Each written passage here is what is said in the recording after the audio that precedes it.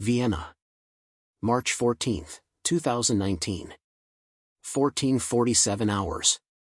The hand that reached across the café table and settled on her wrist belonged to a man who had trafficked 43 women across 4 borders in 18 months. He smiled as his fingers tightened slightly, testing boundaries, asserting control.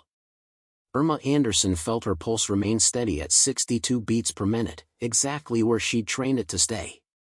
She met his eyes without flinching and spoke 5 words that would change everything: touch me again. I dare you. What he didn't know, what none of them ever knew until it was too late, was that the frightened young woman across from him had spent 6 years learning to become invisible. Today, she was about to become unforgettable. Before we continue, let us know where you're watching from. If you're enjoying this, don't miss out, subscribe now for more. 6 years earlier. September 2013. The European Police Office headquarters in The Hague had received a directive that would fundamentally reshape how the continent fought organized crime. Buried within 200 pages of bureaucratic procedure was a single paragraph that authorized the creation of what internal documents called deep integration units. The official designation was Council Framework Decision 2013/2847. The unofficial name was Ghost Protocol. Irma Anderson had been 23 years old when she walked into the recruitment office on Korte Vijverberg Street. She carried credentials that made her simultaneously perfect and impossible for traditional law enforcement: a degree in social psychology from Stockholm University, fluency in 6 languages including Russian and Albanian, and a background that read like a warning label. Raised in foster care across 3 countries. No permanent family connections. No digital footprint before age 18. No ties that could be exploited. The recruitment officer, a career investigator named Deputy Director Klaus Hoffmann, had reviewed her file 3 times before the interview. According to internal Europol documents later obtained through Freedom of Information requests, Hoffmann's assessment noted, subject demonstrates unusual capacity for emotional compartmentalization combined with heightened empathy response. Psychological profile suggests ability to maintain deep cover while retaining operational judgment. Recommendation: immediate consideration for specialized placement. What Hoffmann understood, what the entire Ghost Protocol was built upon, was a fundamental truth about human trafficking networks that conventional law enforcement had failed to address. These organizations didn't operate like traditional crime syndicates. They functioned as businesses built on a product that could think, feel, and testify. The networks had evolved sophisticated vetting systems, background checks that rivaled corporate security, and an almost supernatural ability to identify law enforcement personnel. Standard undercover operations lasted weeks, maybe months. Agents maintained external contact, wore wires, and had extraction protocols. The traffickers had learned to spot these patterns. They watched for the telltale signs: too many questions, too much interest in operational details, any hint of external support structure. They had developed their own protocols. 3 months of observation before trust. 6 months before any operational exposure. A year before inner circle access. The Ghost Protocol operated on different mathematics. Total immersion. No external contact except emergency extractions. Cover identities built so deep they became real. The psychological assessment for candidates was more rigorous than astronaut selection. According to classified Europol training documents, the failure rate exceeded 90%. Most candidates couldn't maintain the psychological separation required. They either broke under the isolation or lost themselves entirely in the cover identity. Irma Anderson was among the 7% who made it through initial selection. Her training began in October 2013 at a facility that didn't officially exist, a converted monastery outside Brussels that internal documents referred to only as Site Gamma. The curriculum bore no resemblance to traditional police academy training. Month 1 focused on identity dissolution. Trainees learned to suppress their natural responses, their tells, their unconscious behaviors that revealed their true nature. They studied method acting techniques developed by Soviet intelligence services. They learned to lie to polygraphs by believing their own deceptions. They practiced maintaining false identities under stress conditions that included sleep deprivation, chemical interrogation, and psychological manipulation designed to break cover. Month 2 introduced trauma simulation. The instructors, former intelligence officers from 6 different agencies, understood that trafficking victims carried specific psychological signatures. Fear patterns. Trust responses. Damage that couldn't be faked without understanding. The training was classified, but former participants who later transferred to other duties described it as learning to break yourself in controlled ways so you understand how broken people behave. Month 3 covered what the training manual called operational vulnerability maintenance. This was the hardest part. Traditional undercover work involved projecting strength, capability, control. Deep cover and trafficking networks require the opposite. Agents had to present as damaged, desperate, exploitable. But they couldn't present as too damaged, or they'd be discarded as unusable. They had to find the exact balance point, vulnerable enough to be believable, functional enough to be valuable. The training manual, marked classified and later partially declassified in 2022 following a European Parliament inquiry, stated, "The operative must become what the target expects to find." This requires more than performance. It requires temporary adoption of victim psychology while maintaining core operational judgment. This paradox represents the central challenge of deep integration work. Irma excelled at the paradox. Her training evaluations, now available in partially redacted form, noted, subject demonstrates remarkable ability to project vulnerability while maintaining operational awareness. Can shift between traumatized victim presentation and tactical assessment without visible transition.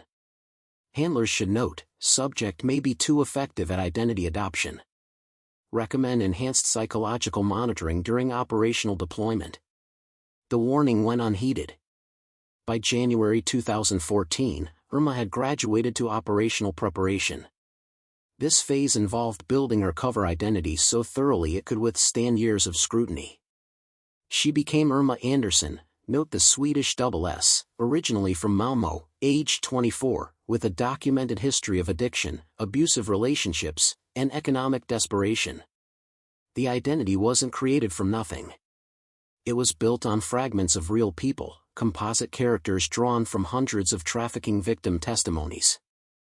Her legend, the term intelligence agencies use for a constructed background, included details that could be verified because they were partly true. A childhood in Swedish social services, real, but attributed to a different child whose records were sealed. A brief enrollment at university, true, but under her real name at a different institution. An arrest for drug possession in Amsterdam, fabricated but entered into actual police databases with cooperation from Dutch authorities. The European Data Protection Supervisor's Office later investigated these practices and issued a classified finding in 2016, the creation of false criminal records, even for legitimate law enforcement purposes, represents a significant breach of data protection principles. However, the operational necessity for such measures in combating trafficking networks is acknowledged. Recommendation: enhanced oversight and time-limited retention of fabricated records. By March 2014, Irma Anderson existed in every database that mattered. She had a Swedish personal identity number. She had credit card records showing a pattern of debt. She had hospital admission records from a psychiatric facility. She had employment records from jobs that existed but she'd never worked. She had become real enough to be believable and damaged enough to be vulnerable. The final phase of preparation involved what the training manual called insertion preparation. Irma spent 2 months living as her cover identity in Stockholm, developing the habits and patterns that would make her surveillance resistant. She lived in the neighborhoods where traffickers recruited. She frequented the bars, clubs, and social spaces where vulnerable women congregated. She developed visible habits, specific routes she walked, specific times she appeared in specific places, specific people she interacted with superficially. This wasn't random. Every pattern was designed to make her visible to trafficking scouts while appearing invisible to herself. The networks watched potential recruits for weeks before making contact. They needed to see consistency, vulnerability, and isolation. Irma gave them exactly what they looked for. Internal Europol communications from this period, obtained through a 2021 Freedom of Information request by a Swedish journalist, show the operational tension. Subject has been in character for 127 days. Psychological assessment indicates strong identity maintenance but emerging signs of isolation stress. Handler contact limited to fortnightly meetings per protocol. Subject reports increasing difficulty distinguishing operational decisions from character decisions. Recommend enhanced monitoring but continued deployment. Network contact expected within 30 to 45 days based on pattern analysis. The contact came on day 142. July 16, 2014. A woman named Katia approached Irma outside a café in Södermalm district. The approach followed the pattern Europol had documented across hundreds of recruitment cases. Casual. Friendly. Non-threatening. An invitation to coffee. A conversation about struggles. An offer of work abroad. Nothing that couldn't be explained away as innocent if the target refused. Irma said yes. Not immediately, which would have seemed suspicious. She expressed doubt. She asked questions. She displayed the exact mixture of desperation and hesitation that real victims showed. According to the psychological profile traffickers used, genuine recruitment targets showed this pattern: initial interest, followed by doubt, followed by rationalization of obvious warning signs because they needed to believe the opportunity was real. The job offer was straightforward and obviously false. Hostess work in a club in Prague. Good money. Cash payments, accommodation provided. Katia showed photographs of a modern apartment, promotional materials for a legitimate-seeming nightclub, testimonials from supposedly satisfied workers. Everything was designed to provide just enough plausibility for someone who needed it to be true. Irma knew the statistics. Europol's trafficking database, compiled from thousands of victim testimonies, showed that 87% of trafficking victims reported they suspected something was wrong before accepting recruitment. But economic desperation, social isolation, and psychological vulnerability created what researchers called voluntary exploitation. Victims convinced themselves the opportunity was legitimate because the alternative was admitting they had no other options. The recruitment process itself was documented in exhaustive detail by trafficking survivors who later cooperated with investigators. It followed a predictable pattern refined over decades. Initial approach by a female recruiter who seemed sympathetic. Gradual building of trust over several meetings. Introduction of the opportunity in stages, never all at once.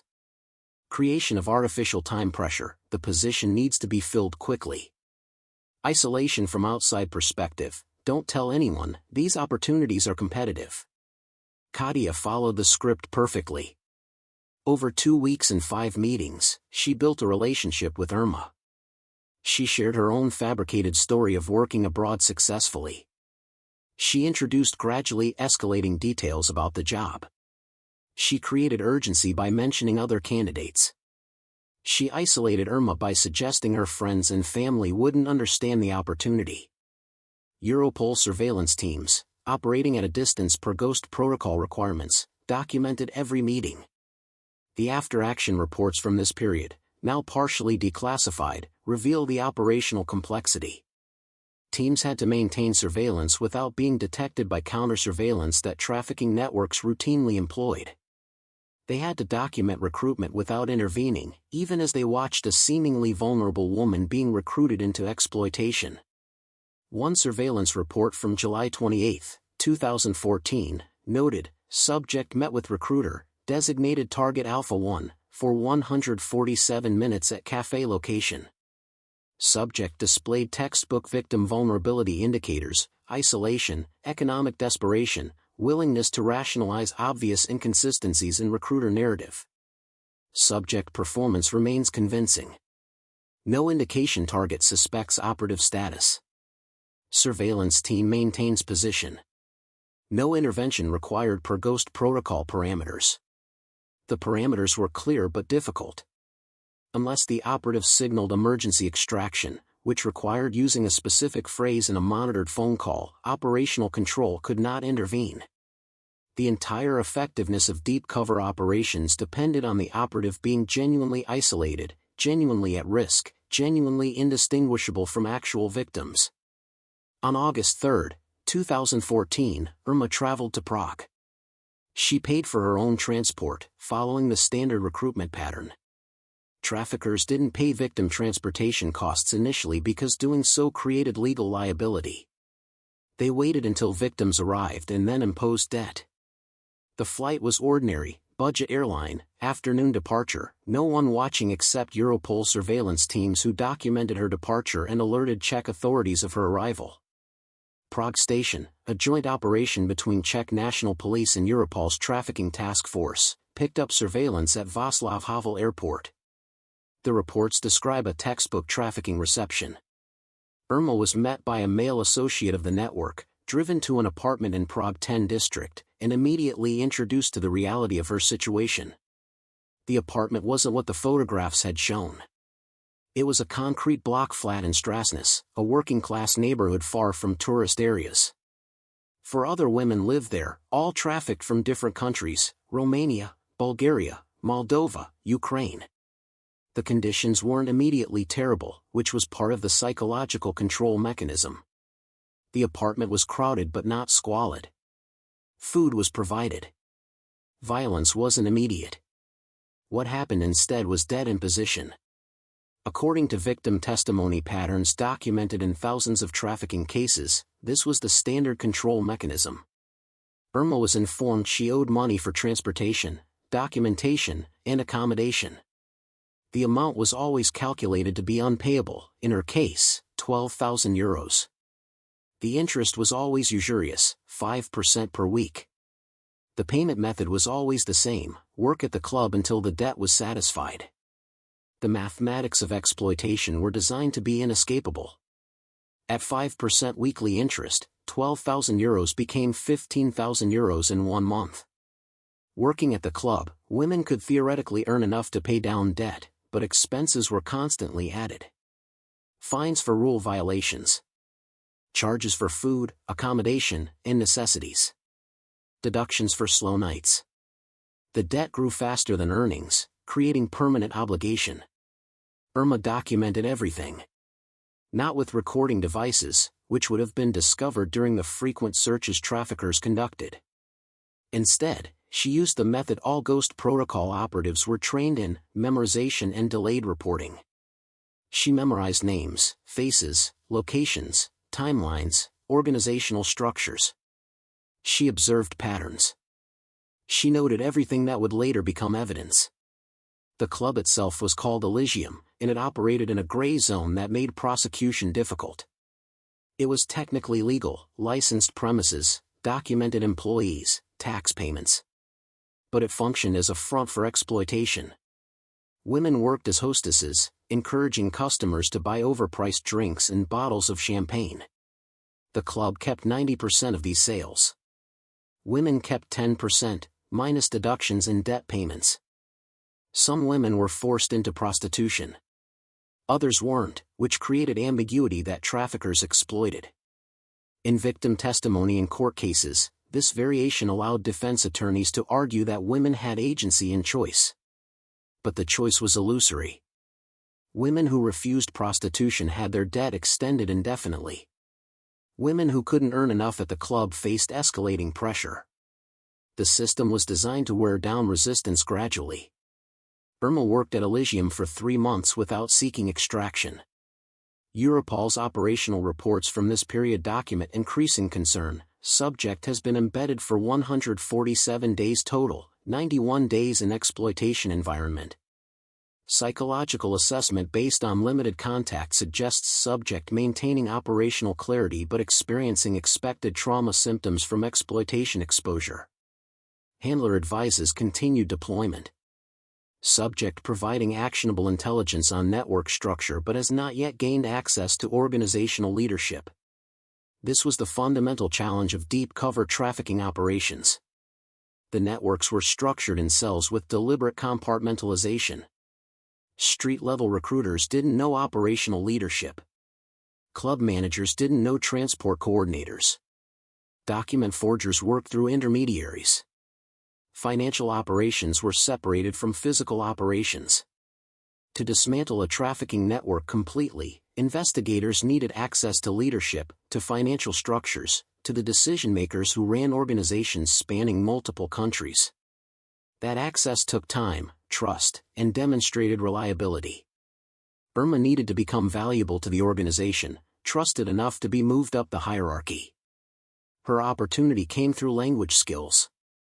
The network operated across 7 countries, and communication was a constant challenge. Irma spoke Swedish, English, German, Russian, Czech, and Albanian, a combination rare enough to be valuable. In October 2014, she was approached by a network coordinator known only as Victor, a Russian national who managed operations across Central Europe. Victor needed translators who could move between different network cells, facilitating communication between recruiters, transporters, and management. The role was exactly what Ghost Protocol operations targeted: access to multiple network elements, exposure to organizational structure, contact with leadership. Irma accepted, carefully displaying the right mixture of eagerness and fear. Her new role began in November 2014. She traveled between Prague, Vienna, Budapest, and Berlin, translating for meetings, facilitating communications, and gradually building comprehensive knowledge of network operations. Europol surveillance teams tracked her movements, coordinated across national jurisdictions, and documented an organization far larger than they'd initially understood. By March 2015, 6 months after entering the network, Irma had identified 47 individuals involved in trafficking operations, documented 15 locations used for exploitation, and mapped financial flows through 3 countries. The intelligence was extraordinary. But Europol faced a difficult decision: when to extract her and dismantle the network. Extract too early, and leadership would escape. Most of the 47 identified individuals were low-level operatives who could be replaced easily. The financial structures remained unclear. The decision-makers remained unknown. But delaying extraction meant leaving Irma in danger, maintaining her exploitation, and allowing the network to continue harming others. Internal Europol documents from March 2015 show the ethical tension. Subject has provided actionable intelligence that could support immediate operations against mid-level network elements. However, operational assessment indicates leadership remains unidentified. Subject reports potential access to financial coordinator within 60 to 90 days. Handler recommendation: continued deployment with enhanced psychological support. Ethics Review Committee dissent noted, prolonged deployment places subject at unacceptable risk and allows continued network operations that harm additional victims. The decision was made to continue. It was a calculation that would haunt everyone involved: known harm in the present traded against potential future prevention. This was the arithmetic of undercover work in its most brutal form. Every day Irma remained embedded, more women were recruited, exploited, and harmed. But dismantling the network completely required understanding it completely. The intelligence she gathered during this period later became the foundation for Operation Phantom Chain, a coordinated action across 8 European countries that would dismantle one of the continent's largest trafficking networks. But that operation was still months away. In March 2015, Irma was simply a woman named Anderson, working for an organization that owned her debt, trusted by people who believed she was as trapped and desperate as she appeared. She was about to discover just how dangerous trust could be. April 2015. Victor summoned Irma to a meeting in Vienna's 3rd district, an industrial area near the Danube Canal where legitimate businesses mixed with criminal enterprises in ways that made surveillance difficult. The location itself was a signal. Previous meetings had occurred in public spaces, cafes and restaurants where multiple exits provided security. Private locations meant either increased trust or increased suspicion. Irma arrived at 1500 hours as instructed. The building was a warehouse conversion, 3 stories of renovated industrial space housing import-export businesses that asked few questions about their neighbors. Victor's office occupied the second floor, accessible only through a single entrance monitored by cameras and a man whose bearing suggested military background. The meeting room contained 4 people.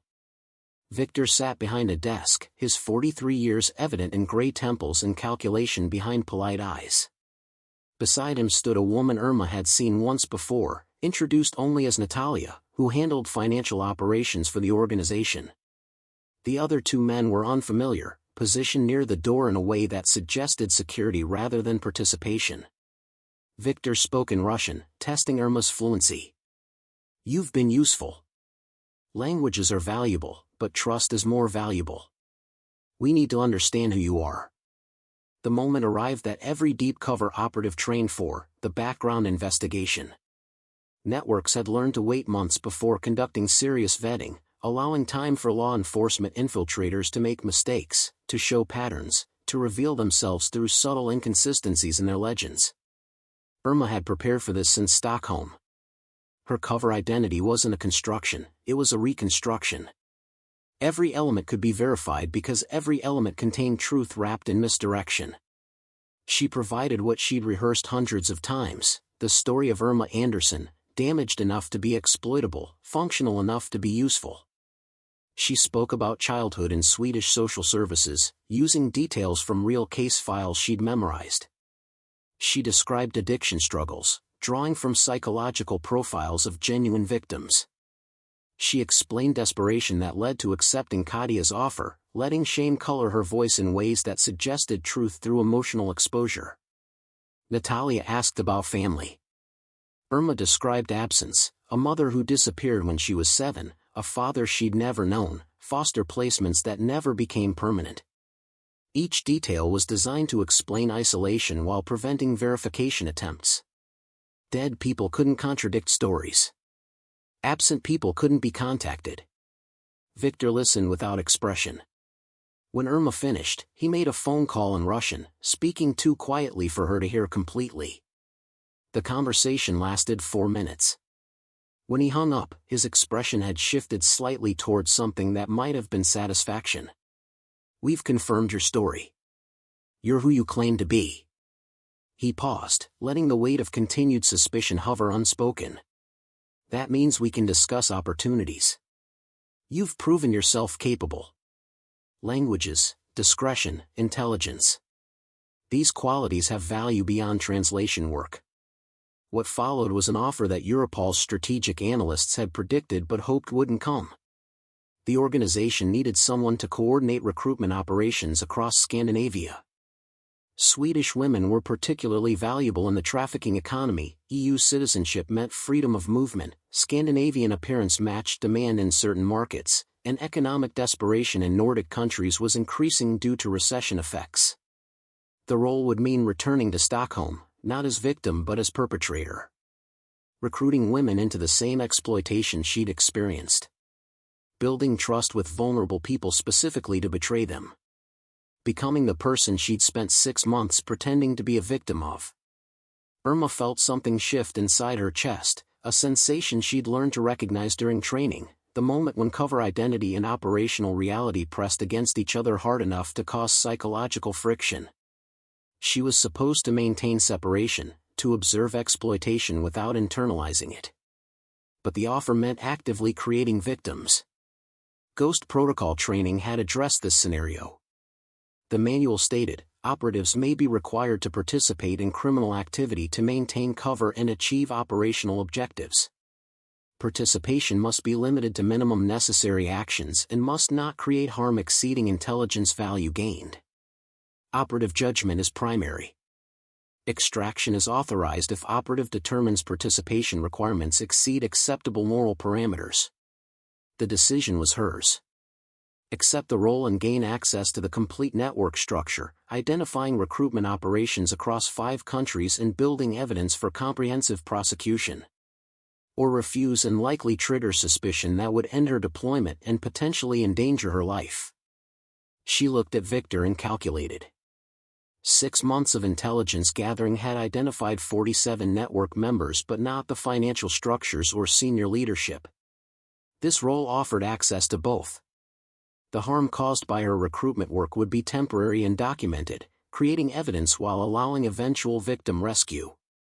The harm prevented by dismantling the network completely would exceed the harm caused by her participation. The mathematics of undercover work demanded she say yes. The ethics of it demanded she refuse. Irma did what she'd been trained to do. She chose operational effectiveness over personal comfort. "I'll do it," she said. "But I need assurances. Money, security, and protection if anything goes wrong." Victor smiled for the first time since she'd entered the room. "Practical. I appreciate that. We'll discuss terms."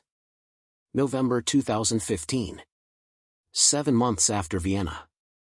Irma stood in the cold outside a café in Vasasten, Stockholm's central district, watching a young woman through the window. Her name was Emma Lindqvist, aged 22, recently unemployed, struggling with rent, visible on social media complaining about money troubles and relationship problems. She was exactly the profile trafficking recruiters targeted. Irma had spent 3 weeks identifying Emma. Not randomly, but through careful selection coordinated with Europol handlers in ways that maintained operational security while minimizing harm. Every potential recruitment target was documented, photographed, and tracked by surveillance teams. When Irma made contact, those teams ensured complete monitoring and prepared intervention protocols. Emma would never actually be trafficked. She would accept recruitment, travel to the first meeting point, and then be intercepted by Swedish police with a cover story that protected Irma's identity. Emma would be offered victim support services and warned about trafficking dangers. She would become a statistic in prevention rather than exploitation. But Emma didn't know that. And Irma had to recruit her with the same psychological manipulation that genuine traffickers employed. She had to build trust specifically to betray it, even if that betrayal ultimately protected rather than harmed. The training had been clear about the psychological cost. Operatives conducting recruitment operations must understand they are employing predatory tactics against vulnerable individuals. That these tactics ultimately serve protective purposes does not eliminate the moral weight of the deception. Operatives should expect psychological consequences and must maintain contact with support resources. Irma hadn't maintained contact. Ghost protocol operations required isolation to maintain cover credibility. Her last handler meeting had been 6 weeks ago, a brief exchange in a parking garage where she provided intelligence updates and received operational guidance. No psychological assessment. No emotional support. Just information exchange and redeployment. She pushed open the cafe door. Emma sat alone at a corner table, scrolling through her phone with the particular intensity of someone avoiding eye contact with the world. Irma ordered coffee and engineered a casual collision as she turned from the counter, apologizing profusely and asking if she could sit briefly. Emma agreed with the politeness Swedes displayed even when wanting solitude. Irma opened with the standard approach, shared struggle. She mentioned looking for work, the difficulty of Stockholm's rental market, the feeling of being stuck. She let Emma volunteer her own frustrations, creating connection through common experience. The conversation lasted 30 minutes. Irma collected Emma's phone number with a casual suggestion of meeting again. No mention of opportunities. No immediate recruitment pitch. Just connection and the promise of friendship with someone who understood struggle. Over the following 2 weeks, Irma met Emma 4 more times. Coffee, walks, casual dinners where Emma insisted on splitting bills despite obvious financial strain. Irma built trust through consistency, availability, and manufactured vulnerability. She shared carefully constructed stories of her own difficulties, creating intimacy through false disclosure. On the 5th meeting, Irma introduced the opportunity. A friend in Prague ran a hospitality business and needed hostesses for high-end events. Good money, short-term contracts, travel and accommodation provided. She framed it carefully, not a solution to all problems, just an opportunity worth considering. She let Emma ask questions and express doubts, addressing each concern with reassurances that sounded reasonable but were designed to overcome legitimate caution. Emma hesitated for 3 days before agreeing. During those 3 days, Europol surveillance teams documented her research into the opportunity, her discussions with friends who warned her it sounded suspicious, and her ultimate rationalization that she needed the money enough to take the risk. When Emma accepted, Irma felt something crack inside her chest. She'd succeeded. She'd recruited a vulnerable young woman into a trafficking scheme using psychological manipulation and manufactured trust. That the scheme was fake, that Emma would be protected, didn't change what Irma had done. She'd become the predator she'd spent 8 months pretending to be. That night, in her apartment alone, Irma broke protocol. She opened her laptop and typed a message to her handler that violated every operational security requirement. "I can't do this anymore. The recruitment work is destroying something I need to maintain operational effectiveness. Request immediate psychological consultation or consider extraction." She stared at the message for 6 minutes before deleting it unsent. Extraction meant abandoning 8 months of intelligence work and abandoning the network investigation. Consultation meant revealing weakness that could end her career. She closed the laptop and sat in darkness, feeling the boundary between Irma Anderson and Irma Anderson dissolve a little further. March 2019. 4 years after Vienna. 3 years and 4 months after Stockholm. Irma had recruited 37 women during that period, each one documented and intercepted before actual harm occurred. She'd gained complete access to the network's Scandinavian operations, mapping recruitment protocols across Sweden, Norway, and Denmark. The intelligence was extraordinary. She'd identified the financial coordinator, a Belgian national named Franz Decker who operated currency exchange businesses that laundered trafficking proceeds. She'd documented transport routes through 7 countries. She'd recorded conversations with Victor that revealed organizational leadership, a consortium of 5 individuals operating from Cyprus, beyond easy prosecution reach but vulnerable if evidence was sufficient. Europol had been building Operation Phantom Chain for 18 months, coordinating with police forces in 8 countries, preparing simultaneous raids that would dismantle the network completely. The operation was scheduled for April 2019, pending final intelligence confirmations. Irma's work was nearly complete. But something had broken during the 4 years embedded. The psychological assessments she'd avoided were now unavoidable in her own private awareness. She experienced what clinical psychology termed moral injury, psychological trauma resulting from perpetrating, witnessing, or failing to prevent actions that violate one's moral code. She'd become skillful at recruitment because she understood vulnerability intimately. She could identify desperation and exploit it with surgical precision. The fact that her targets were ultimately protected didn't eliminate the reality that she'd become expert at predatory behavior. Her handler, now a Dutch investigator named Coordinator van der Berg, had noticed changes during their quarterly meetings. His reports, later obtained through journalism investigations, documented concern. Subject demonstrates exceptional operational performance but presents with psychological indicators consistent with identity confusion and moral distress. Subject makes jokes about manipulating targets, suggesting normalization of predatory behavior. Recommend enhanced psychological monitoring. The recommendations were noted but not implemented.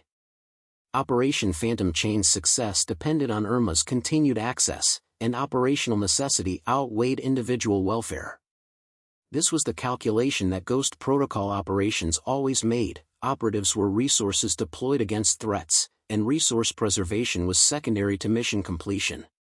March 14, 2019. The day that would change everything. Irma sat in Café Engel in Vienna's 1st district, meeting with a man named Dmitry Volkov. He was Victor's superior, one of the 5 consortium members, recently arrived from Cyprus for reasons he hadn't explained. The meeting itself was extraordinary. Leadership figures rarely met operational personnel directly, suggesting either significant trust or significant suspicion. Dmitry was 56 years old, expensively dressed, speaking Russian with an educated accent that suggested Moscow rather than provincial origins. He'd ordered coffee and pastries, creating an atmosphere of casual conversation that contradicted the 2 security personnel positioned at adjacent tables. "You've been very successful in Stockholm," Dmitry said, stirring sugar into coffee with deliberate precision. 37 recruitments in 3 years. That's exceptional productivity. Victor speaks highly of your discretion and capability. Irma accepted the compliment with appropriate modesty while calculating. Dmitri knew specific numbers, suggesting access to detailed records. That level of knowledge meant either organizational confidence or final vetting before major responsibility assignment. I understand the work, Irma said. Vulnerable people are everywhere. You just need to know how to identify and approach them correctly. Dmitri smiled slightly. That's precisely why we're meeting. We're expanding operations into Germany and Austria. We need someone to establish recruitment networks in both countries. It's a significant role requiring autonomy, discretion, and demonstrated reliability. The offer was exactly what Europol needed: access to expansion planning, network structures in new territories, and evidence of leadership involvement in operational decisions. It was also a test. Organizations promoted people into autonomy only after thorough vetting, and this conversation felt like final verification. I'm interested, Irma said. But I want to understand expectations and compensation clearly. Dmitri discussed logistics, recruitment targets, organizational structure, financial arrangements. As he spoke, his hand moved across the table and settled on Irma's wrist. Not aggressively, but possessively. A gesture of power asserting control. You understand, he said, fingers tightening slightly, this role requires absolute loyalty. We've invested considerable trust in you. That trust cannot be misplaced. Irma felt her pulse remain steady, training overriding instinctive reaction. For years of operational experience had taught her to recognize moments when power dynamics shifted visibly. Dmitri's touch was a test: compliance, resistance, fear. Each response would reveal something about her psychology and reliability. She met his eyes without flinching, calculating her response with the precision she'd developed over 4 years of manufactured vulnerability. This was the moment everything had been building toward.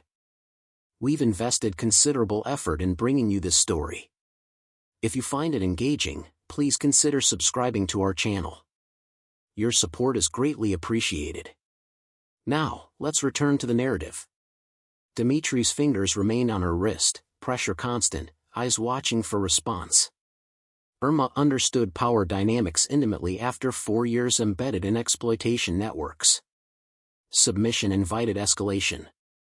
Resistance invited suspicion. The correct response required threading between both extremes with calculated precision. She looked at his hand, then back to his face, and spoke 5 words she'd been preparing for 4 years: touch me again. I dare you. The words carried multiple messages simultaneously. Challenge rather than submission. Confidence rather than fear. But delivered calmly, without aggression that would suggest law enforcement training. It was the response of someone who'd learned to survive predatory environments by establishing boundaries without creating confrontation. Dmitri removed his hand, expression shifting to something approximating respect. You're more interesting than Victor suggested. That quality is valuable. People who can't establish boundaries eventually break, and broken people are useless for autonomous operations. He leaned back in his chair, the test apparently satisfied. We'll begin with Vienna. I have 3 locations that need recruitment infrastructure established. You'll receive contact information for document facilitators, transportation coordinators, and financial handlers. Your target is 20 initial recruitments within 6 months. As Dmitri provided operational details, Irma memorized everything while maintaining appropriate attention. Names, locations, procedures, financial structures. Each detail was evidence, documented in memory with the precision 4 years of practice had developed. This was the intelligence Europol needed: direct connection between leadership and operational crimes, financial structures, expansion planning. But as Dmitri spoke, Irma felt something she'd been suppressing for months crystallize into clarity. She was sitting across from a man who'd trafficked hundreds of women, discussing plans to traffic hundreds more, and her role was to facilitate those plans while documenting evidence. The mathematics that justified her work, harm caused versus harm prevented, suddenly felt inadequate. Every day she delayed extraction, real victims suffered. Every recruitment operation she conducted, even knowing targets would be intercepted, involved psychological manipulation of vulnerable people. Every meeting with network leadership, every smile and agreement, made her complicit in systems she'd joined to dismantle. The moral injury she'd been experiencing wasn't weakness. It was her conscience recognizing a truth that operational necessity required her to ignore. There were costs to undercover work that couldn't be calculated in prosecutions achieved or networks dismantled. Dmitri finished his coffee and stood. "I'll have Victor contact you with specific instructions. Welcome to the leadership tier, Irma. You've earned this opportunity through demonstrated capability and loyalty." After he left, Irma remained seated, staring at her wrist where his fingers had pressed. The skin showed no mark, but she felt branded somehow. For years of touch from men who believed they owned her. For years of manufactured smiles and calculated vulnerability. For years of becoming the thing she'd infiltrated. That evening, Irma violated protocol completely. She traveled to Bratislava, crossed into a hotel using a credit card from her real identity, and called a number she'd memorized but never dialed, Europol's emergency extraction line. Coordinator van der Berg answered within 3 rings. Verification required. Irma provided her operational code and authentication phrase, words she'd hoped never to use. The ghost requests daylight. Silence lasted 4 seconds. Extraction authorized. Remain at current location. Team deploying within 90 minutes. Are you in immediate danger? No, Irma said. But I will be soon if I continue operations. I've obtained final intelligence on leadership structure and expansion planning. We have sufficient evidence for Operation Phantom Chain. I'm requesting extraction before I lose operational judgment completely. Van der Berg's voice carried both relief and concern. Understood. Maintain position. We'll discuss operational assessment when the team arrives. You've done extraordinary work, Irma. It's time to come home. The word home struck something deep. Irma Anderson had disappeared into Irma Anderson 4 years ago. She'd maintained cover so deep she'd stopped knowing which person was real. The prospect of extraction meant returning to an identity she barely remembered, abandoning one she'd become too comfortable inhabiting. 90 minutes later, an extraction team arrived, 4 Europol agents, 2 Slovak police officers, and a psychological support specialist. They secured her hotel room, conducted security sweeps, and began debriefing immediately. Coordinator van der Berg led the questioning, documenting 4 years of intelligence and 8 hours of intensive interview. Irma provided everything. Names, locations, financial structures, operational procedures. She described the Vienna meeting with Dmitri in detail, including his touch in her response. Van der Berg's expression tightened slightly at that detail, recognizing implications about operational conditions she'd endured. We have enough, he said finally. Your intelligence provides sufficient evidence for coordinated prosecution across 8 jurisdictions. Operation Phantom Chain will proceed within 72 hours. You've accomplished the mission objective. Irma nodded, feeling nothing resembling satisfaction. How many women did I recruit into this nightmare before we intervened? 37, van der Berg said carefully. All intercepted successfully. 0 actual trafficking victims resulted from your recruitment operations. But I recruited them. I manipulated them. I became exactly what we're supposed to be stopping. The psychological support specialist, a woman named Dr. Helena Novak, spoke for the first time. You're experiencing moral injury, which is normal and expected after deep cover operations. The actions you took served protective purposes, but they required you to engage in behaviors that violated your values. We'll address this comprehensively during debriefing and recovery. Recovery. The word implied healing from injury. But Irma wasn't sure what she was recovering to. Irma Anderson had been a person once, before training, before Stockholm, before 4 years of calculated predation. She didn't know if that person still existed beneath the person she'd become. Part 7, Operation Phantom Chain. April 2, 2019. 5 o'clock hours Coordinated European Time. Across 8 countries, 340 law enforcement officers executed simultaneous raids on 43 locations. Operation Phantom Chain, 18 months in planning, launched with precision that demonstrated the value of Irma's 4 years embedded in darkness. In Vienna, Austrian Cobra units breached the warehouse where Irma had met Victor and Dmitry. In Prague, Czech police raided Elysium nightclub and 4 residential locations where women were housed. In Stockholm, Swedish police arrested recruiters Irma had identified but never personally met. In Brussels, Belgian financial crimes units seized currency exchange businesses that had laundered millions in trafficking proceeds. The operation unfolded with coordination that only years of intelligence gathering could produce. Officers knew which doors to breach, which computers contained evidence, which suspects would attempt escape and through which routes. They knew organizational structures, communication patterns, and defensive protocols traffickers employed. Franz Decker, the Belgian financial coordinator, was arrested at Brussels airport attempting to board a flight to Morocco using a false passport. Victor was detained in Budapest during a meeting with transport coordinators. Network recruiters across 5 countries were arrested simultaneously, preventing warning communications that might alert leadership. But the primary targets, the 5 consortium members including Dmitry Volkov, operated from Cyprus. Europol coordinated with Cypriot authorities, but extradition processes were complex and politically sensitive. Cyprus maintained banking secrecy laws that complicated financial investigations, and Russian nationals enjoyed informal protection through diplomatic channels. Dmitry was arrested at his Limassol residence but released within 48 hours pending extradition hearings that would likely extend for years. His attorneys, expensive specialists in international law, immediately challenged jurisdiction and evidence admissibility. The legal battle would be prolonged and uncertain.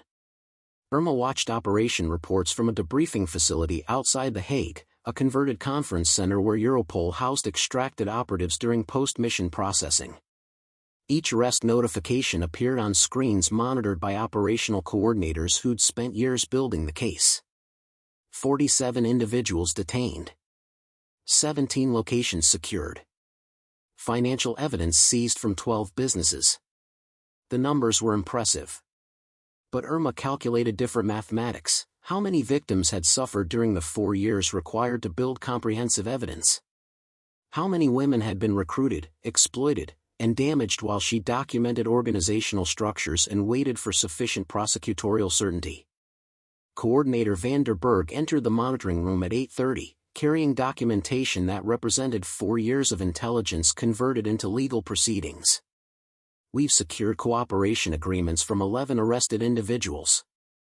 They're providing testimony about organizational leadership, financial structures, and operational procedures. Combined with your intelligence, we have sufficient evidence for prosecution even if Cyprus refuses extradition. How many victims? Irma asked. Van der Berg paused, understanding the question's weight. Active victims identified during raids, 63 women currently in exploitation situations. All have been offered protection, support services, and voluntary repatriation. Historical victims based on network documentation, approximately 400 women trafficked through this organization over 6 years. 400. Irma had spent 4 years documenting a network that had destroyed 400 lives. Her 37 recruitment operations, though intercepted, represented less than 10% of the organization's scope. The mathematics of her work suddenly felt different, not harm prevented versus harm caused, but comprehensive justice versus individual suffering. Your work saved lives, van der Berg said, reading her expression. Without this operation, the network would have continued indefinitely. 400 victims is tragic. 4,000 over the next decade would have been catastrophic. Dr. Novak entered the room carrying assessment documentation. Irma, we need to begin psychological evaluation. post-extraction protocol requires comprehensive assessment within 24 hours of operational termination.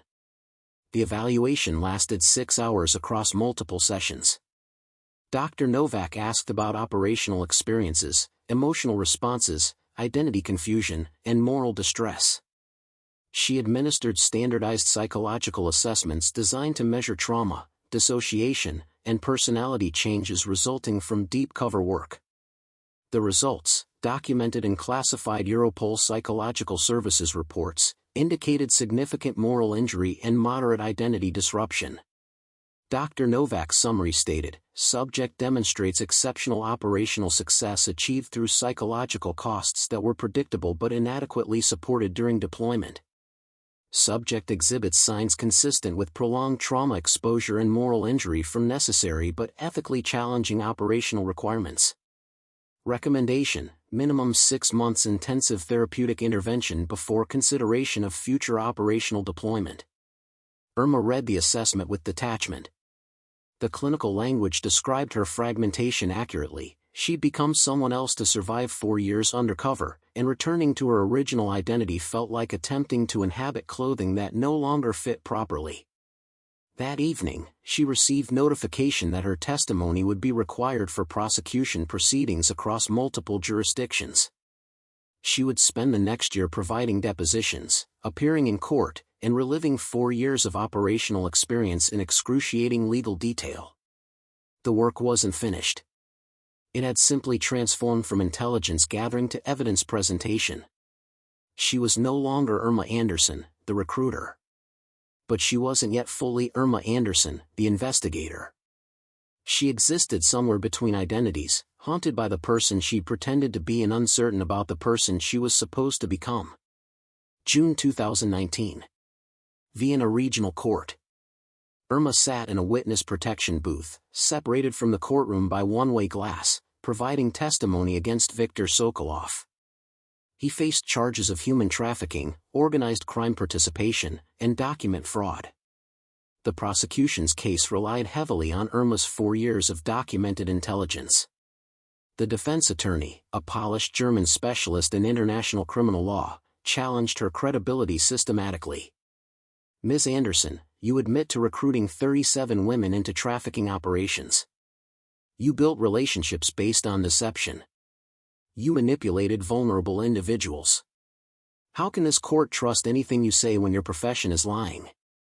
Irma had prepared for this line of questioning. Europol's legal advisors had warned that defense strategies would focus on discrediting undercover operatives by highlighting the deceptive nature of their work. I provided those women with false information to serve investigative purposes. Every target was monitored and protected. I'm providing this court with truthful testimony about criminal operations I observed. But you participated in those criminal operations. You recruited victims. You facilitated trafficking. Under what moral authority do you judge my client when your actions were functionally identical? The question struck precisely where Irma's own doubts resided. She'd asked herself the same thing repeatedly during debriefing: what separated her actions from the criminals she'd infiltrated? Intent? Outcome? Authorization? The boundaries felt uncomfortably thin. The difference, Irma said slowly, is that my actions were conducted under law enforcement authority, with oversight, and with victim protection protocols that prevented actual harm. Your client's actions were conducted for profit, without oversight, and resulted in hundreds of women being exploited. The attorney smiled slightly. Yet you can't deny that you became quite skilled at recruitment. You identified vulnerable women and manipulated them expertly. Did you enjoy that power? Dr. Novak had warned about this tactic. Defense attorneys would attempt to provoke emotional responses that undermine testimony credibility. Irma maintained composure. I found recruitment work psychologically difficult, which is documented in my operational reports. I continued because comprehensive network dismantlement required maintaining cover. The questioning continued for 3 days. Defense attorneys from multiple cases coordinated strategies, attempting to create inconsistencies in her testimony or expose operational details that would compromise ongoing investigations. Irma answered hundreds of questions with precision developed through 4 years of maintaining false identity under pressure. Victor was convicted on 17 counts and sentenced to 12 years imprisonment. But his conviction was one of many. Over the following months, Irma testified in 9 separate proceedings across 6 countries.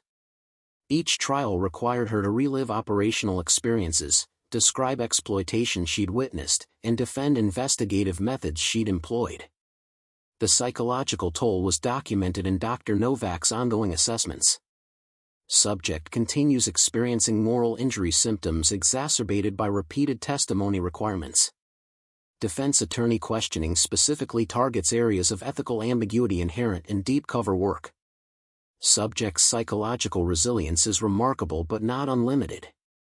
Recommend limiting testimony requirements and accelerating therapeutic intervention. Between court appearances, Irma lived in protective custody. Europol maintained safe houses across multiple countries for witnesses requiring security during prosecution proceedings. She moved between anonymous apartments in different cities, always accompanied by protection officers, never establishing routes or routines. The isolation was familiar. She'd spent 4 years isolated as Irma Anderson. Now she spent months isolated as Irma Anderson, waiting for court dates and avoiding public exposure that might compromise security. The transition from operational isolation to protective isolation felt like exchanging one cage for another. October 2019. The Hague. Irma provided testimony before the European Court of Justice in proceedings against the 5 consortium members. Dmitry Volkov had been extradited from Cyprus after 6 months of legal maneuvering, a diplomatic victory that surprised observers familiar with Cypriot banking secrecy practices. Dmitry sat in the defendant's area, expensively dressed and projecting confidence despite facing 73 criminal counts. When Irma entered the witness booth, he smiled slightly, a gesture of recognition that felt like violation. He was acknowledging shared history, the Vienna meeting where his hand had pressed against her wrist. The prosecution asked Irma to describe that meeting in detail. She recounted Dmitry's operational instructions, his discussion of expansion planning, his physical intimidation attempt, and her response. The 5 words she'd spoken felt different in court testimony, stripped of immediate danger and converted into legal evidence. "And how did Mr. Volkov respond when you told him to touch you again?" the prosecutor asked. He removed his hand and expressed what he characterized as respect. He stated that people who establish boundaries are more useful for autonomous operations than people who submit to intimidation. "What did you understand that response to mean?" Irma chose words carefully. "I understood that the trafficking organization valued operatives who demonstrated psychological resilience. People who could establish boundaries with targets, who could manipulate without being manipulated, who could maintain control in predatory environments." The prosecutor nodded. "And you possess those qualities because of your training?" "Yes. I'd been trained to project vulnerability while maintaining operational control. That's the core skill required for deep cover work in trafficking investigations." Dmitry's attorney, during cross-examination, attempted to reframe the interaction. "Ms. Anderson, when you challenged Mr. Volkov to touch you again, you were employing manipulative tactics to gain his confidence. You were, in essence, seducing him into trusting you." "I was establishing appropriate professional boundaries," Irma corrected. "Trafficking organizations respect strength differently than legitimate businesses. I responded in ways calculated to maintain cover credibility while preventing inappropriate escalation." "But you calculated that response. You manipulated the situation. Just as you manipulated 37 vulnerable women. My client's error was trusting someone whose profession is deception." Dr. Novak, observing from the gallery, later noted in her report, "Subject maintains exceptional composure during hostile questioning but exhibits physical stress indicators including elevated heart rate and muscle tension. Testimony requirements are causing cumulative psychological damage that therapeutic intervention is struggling to address adequately." The trial lasted 7 weeks. All 5 consortium members were convicted, receiving sentences ranging from 15 to 23 years. The convictions represented comprehensive victory for Operation Phantom Chain, validating 4 years of intelligence work and 18 months of coordinated prosecution. But victory felt hollow. Convictions couldn't restore. The dare had worked both ways. She'd maintained boundaries with Dmitri while losing boundaries within herself, becoming comfortable with manipulation that should have remained uncomfortable. The operational victory had come with personal costs that justice couldn't repay. May 2025. Irma began writing a memoir, not for publication but for processing. Dr. Novak had suggested it years ago, but she'd resisted, fearing that examining her operational experience too closely would destabilize her recovery. Now, she felt strong enough to revisit darkness without being consumed by it. The writing was difficult but clarifying. She described recruitment operations with honest detail, neither minimizing the manipulation involved nor exaggerating the protection she'd provided. She acknowledged moral injury without claiming victim status. She accepted responsibility for choices made while recognizing that impossible situations produced impossible choices. One chapter focused on Emma Lindqvist, the first recruitment and the woman who'd confronted her with legitimate anger. I violated Emma's trust to protect her from greater violation, Irma wrote. That arithmetic made operational sense but ethical nonsense. Protection and violation aren't opposites that cancel each other. They're simultaneous realities creating moral complexity that simple justifications can't resolve. I was both Emma's protector and her predator. She has the right to define our relationship by either truth. June 2025. Vienna again. Not operational territory anymore, just the city where Irma had lived part of her fragmented life. She visited the café where she'd met Dmitri 6 years earlier, sitting at a different table, drinking coffee without tactical assessment or threat evaluation. The waiter was young, cheerful, oblivious to the history contained within ordinary walls. Irma wondered if he'd been working here in 2019, if he'd served her and Dmitri, if he'd witnessed the moment without understanding its significance. Probably not. Most history happened invisibly, witnessed by people who didn't know they were seeing anything important. She thought about all the invisible history, women recruited into trafficking who never appeared in statistics, investigations that prevented exploitation without public recognition, psychological damage sustained by operatives whose work remained classified. The visible outcomes, arrests, convictions, rescued victims, represented fractions of actual impact. Her 4 years undercover had been invisible history becoming visible through prosecution.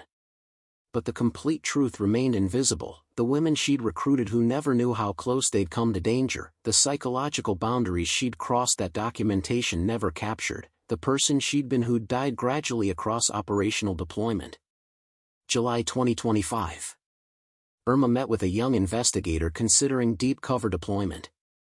He'd read her ethics report and wanted honest assessment of whether he was suited for the work. They met in The Hague, far from operational territories, in an anonymous cafe where truth could be spoken directly. I want to make a difference, he said. But I'm scared of losing myself in the process. That's the right fear, Irma responded. People who aren't scared of identity loss are either naive or unsuited for deep cover work. The fear means you understand what you're risking. So should I do it? Irma considered carefully. I can't answer that. I can tell you what it costs. You'll become comfortable with manipulation that should disturb you. You'll learn to identify and exploit vulnerability expertly. You'll participate in exploitation to document it. You'll carry those experiences forever.